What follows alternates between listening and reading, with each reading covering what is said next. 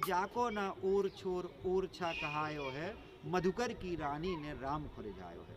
तो वो जगह जिसका ओरछोर ना हो और जहाँ राम स्वयं विराजित हो, वो जगह ओरछा कहलाती है।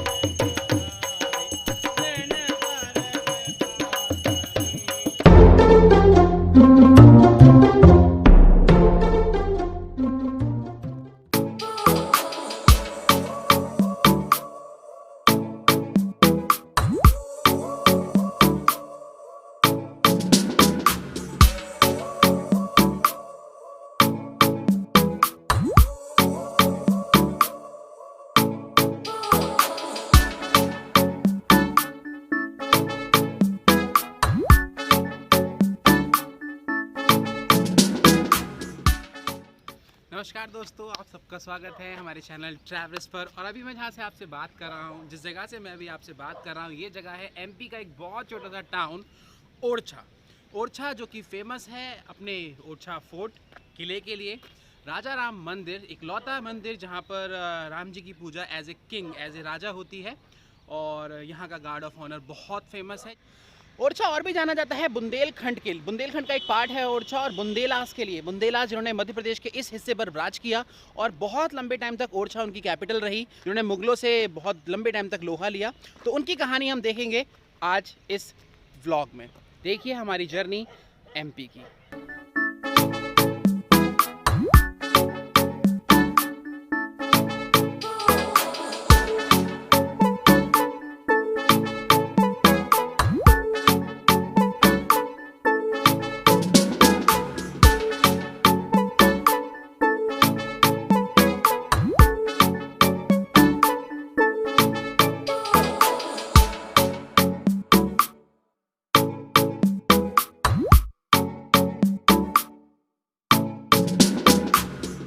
कहा जाता है जैसे कि जनरली दीवाने आम या ऐसी जगह जहाँ पे जनता बैठती है, वहाँ पे सेंटर में राजा बैठते हैं।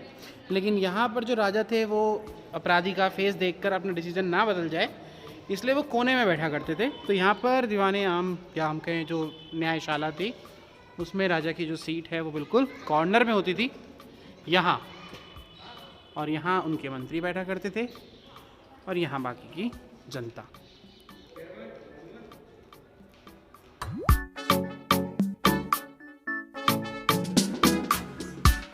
गोमुख द्वार कहते हैं। दो द्वार होते हैं, ये दो प्रकार के द्वार हैं और दो द्वार हैं, एक तो उत्तरी दिशा, एक पूर्वी दिशा। तो ये रहेंगे। महल वाले द्वार को जहाँ भी पाएंगे हम गोमुख द्वार होता है, और मंदिर वाले द्वार को हम सिंह द्वार कहते हैं। तो सिंह द्वार की जो परंपरा होती है, द्वार बड़ा ही रहेगा।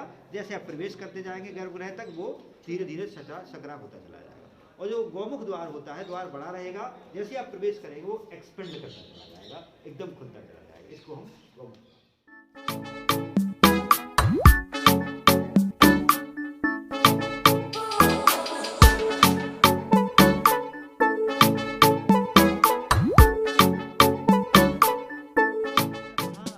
हमारी बैठे थे बुंदेला वंश के, वहाँ से वो देखा करते थे।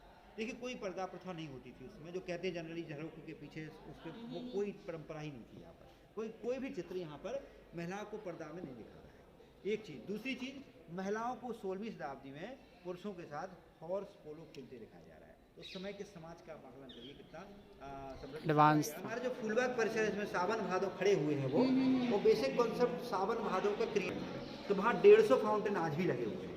ऐसे चलते थे जब सावन की वर्षा हो रही है, और जब इन पिलर से हवा लू टकराती थी गर्मियों में, तो वो नीचे का जाके विंड का साउंड क्रिएट करती थी। एक बहुत बड़ा मॉडल से कटोरा है वहाँ, एक ही बाउल है वो, उसको बजाने पर गड़गड़ाहट। राजा एकांत में बैठते थे।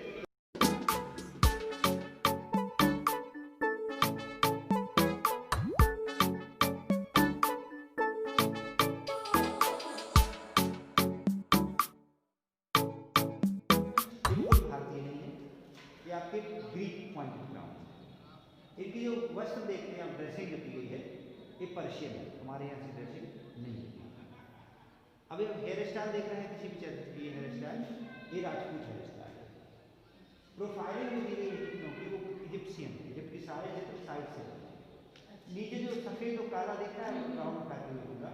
एक चाइनीज और जापानीज इस तरीके से बनाते हैं। परंपरा में वाटर जो रखते हैं वो वाटर भारत से बाहर भी दिख रहा है। ये थाईलैंड, इंडोनेशिया, मलेशिया, कम्बोडिया, वहाँ भी दिख रहा है। मूर्तियों को। अब ये क्यों इतना महत्वपूर्ण है? अब सब विष ही क्यों निकला? सबसे पहले अमृत भी चाहते, अमृत निकाल दिए, आप जो बोले कामधेनु भी चाहते वो ही निकाल देते, तो वो नहीं निकली, सबसे पहले विष निकला। इसलिए निकला है वो सफरिंग और पेन को संकेत करता है। यदि आप कुछ अच्छा करने के लिए जाएंगे तो आपको अवरोध खड़े हो जाएंगे, और वो अवरोध विष के समान है, वो आपको पीने होंगे। तो ये सामान्य सी परंपरा है थॉट की।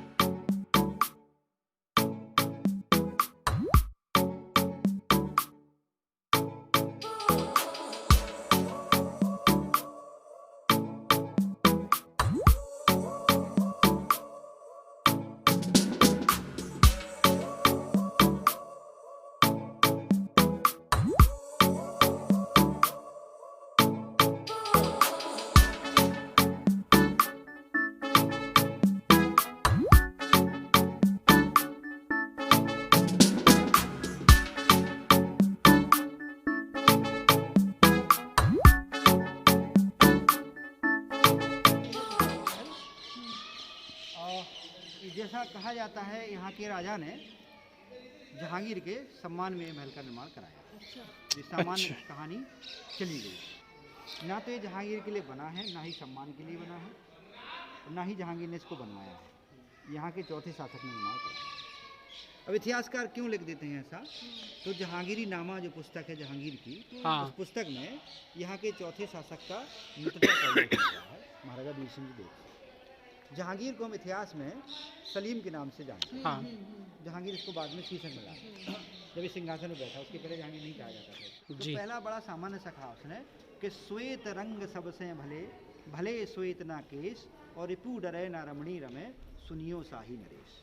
तो गोरी चमड़ी सबको पसंद होती है। 101 के अर्थ गोरे मतलब सफ़ेद जब बाल हो जाते हैं तो उसका कोई पसंद नहीं करता है। ना ही सुंदर स्त्री आकर्षित होती है, ना ही उसके दुश्मन से डरते। तो आपकी स्थिति हो रही है और हमारी स्थिति क्या है आप जान रहे हैं, क्योंकि वो एकदम यंग थी और अकबर थोड़े से उम्र में हो रहे थे। पहला उसने बड़ा मार्मिक और दूसरा उससे भी तगड़ा मारा उसने। वो बोलती है कि बिनती राय प्रवीण की, सुनियो शाही सुजान, जूठी पातर भगत हैं, बारी बायस स्वान। पत्तल आप लोग समझते हो, पत्तल पत्थर कहा गया है। तो पत्तल हम एक बार खाते हैं, उसको फेंक देते हैं सामान्य। उसको कौन खाता है? कौवे कुत्ते खाते हैं। तो उसने कहा हमारे बुंदेली शासक हमारा उपभोग किया और आपके आगे फेंक दिया, तो आप क्या हैं? स्वान हो गए, स्वान हैं, क्या हैं आप?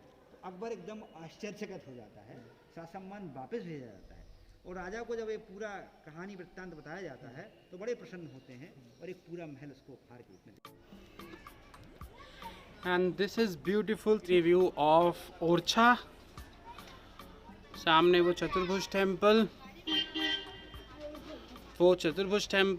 वो राम राजा पैलेस, वो लक्ष्मी मंदिर, और अभी हम हैं ओरछा पैलेस में।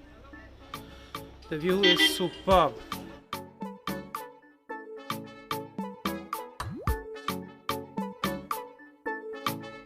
These are the most famous Orcha Chhatris.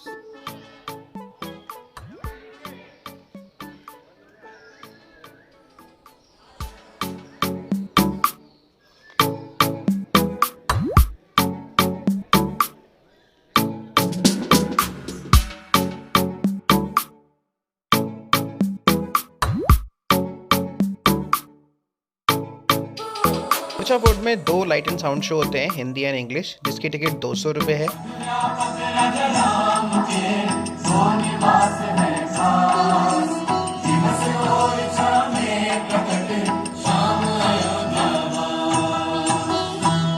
चारों ओर 20 किलोमीटर लंबी मजबूत दीवार का निर्माण करवाया और ओरछा का किला पूरा करवाया।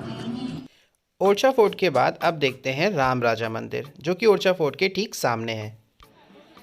दिस इज राजा राम सरकार ओरछा धाम, द मेन टेम्पल। तो इस वक्त हम मौजूद हैं ओरछा के राजा राम मंदिर में। ये इकलौता ऐसा प्रभु श्री राम का टेम्पल है जहाँ उनको भगवान की तरह नहीं, एक राजा की तरह पूजा जाता है और यहाँ पे उनको गार्ड ऑफ ऑनर दिया जाता है। अंदर मंदिर के अंदर फोटोग्राफी अलाउड नहीं है और यहाँ पे मंदिर खुलने का और बंद होने का टाइम है। सुबह 9 बजे मंदिर के कपाट खुलते हैं और 1 बजे बंद होते हैं, और शाम को 7 बजे खुलते हैं और 9:30 बजे बंद होते हैं। और इसी दौरान जब कपाट खुलते हैं और बंद होते हैं तो प्रभु श्री राम को गार्ड ऑफ ऑनर दिया जाता है और वो मध्य प्रदेश पुलिस देती है, और पुलिस की ड्यूटी जो है वो चेंज होती रहती है। ओरछा एक अनएक्सप्लोर्ड प्लेस है, ज़्यादातर टूरिस्ट की लिस्ट में ये होता नहीं है और आप सोचेंगे यहाँ है क्या, लेकिन जब आप यहाँ आते हैं तो यहाँ का प्राकृतिक सौंदर्य देख के आप मंत्रमुग्ध हो जाते हैं। पहले हम आए थे, हमने सोचा था सिर्फ ओरछा में राजा राम का टेम्पल देखेंगे और उसके बाद हम यहाँ से आगे की अपनी जर्नी कंप्लीट करेंगे, बट जब यहाँ पे हम आए तो ये तो है ही एक ऐतिहासिक स्थल, उसके अलावा यहाँ पे हमने देखा ओरछा का किला जो कि बहुत बहुत बहुत अच्छा था। और जब आप इस किले में आए, अच्छा खासा टाइम निकाल के आए और गाइड ज़रूर लें जो आपको ऐसी ऐसी बातें बताएंगे कि आप सुन के विस्मित हो जाएंगे। बिना गाइड के आप जब घूमेंगे ना तो आपको कोई मज़ा नहीं आएगा, कुछ पता नहीं चलेगा, फ़ोटो क्लिक करके आप चले जाएंगे, इसलिए गाइड ज़रूर लें। तो जब आप ओरछा आए तो आप आराम से 2-3 दिन अच्छी तरह से यहाँ पे बिता सकते हैं, टाइम स्पेंड कर सकते हैं, और अगर टाइम क्रंच है तो आप 1.5 दिन में थोड़ा फटाफट इसको पूरा कर सकते हैं।